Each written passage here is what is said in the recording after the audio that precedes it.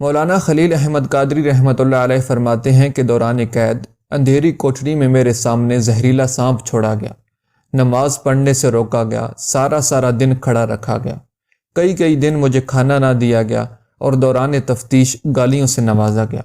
بھوک اور پیاس کی شدت سے میرے سینے سے درد اٹھتا، اسی لمحے میں خیال آیا کہ یہاں بھوکا مر رہا ہوں، گھر میں ہوتا تو اپنی پسند کے کھانے کھاتا، لیکن دوسری ہی لمحے ضمیر نے ملامت کی اور صحابہ کرام کی قربانیوں کا نقشہ آنکھوں کے سامنے آ گیا۔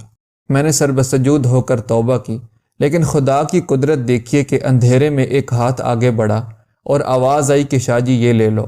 ایک لفافہ مجھے دیا گیا جس میں کچھ پھل اور مٹھائی تھی۔ میں حیران رہ گیا کہ اتنے سخت پہروں کے باوجود یہ سب کچھ مجھ تک کیسے پہنچ گیا، لیکن میرے دل کو یہ یقین ہو گیا کہ یہ غیبی دعوت جناب خاتم النبیین صلی اللہ علیہ وسلم کے صدقے میں ملی ہے۔ وہ پھل اور مٹھائی 3 روز تک میں استعمال کرتا رہا۔ دوستو، اگر آپ کو ہماری یہ ویڈیو پسند آئی تو اس کو لائک، شیئر اور اس طرح کی مزید انفارمیٹیو ویڈیوز دیکھنے کے لیے ہمارا چینل سبسکرائب کر دیں۔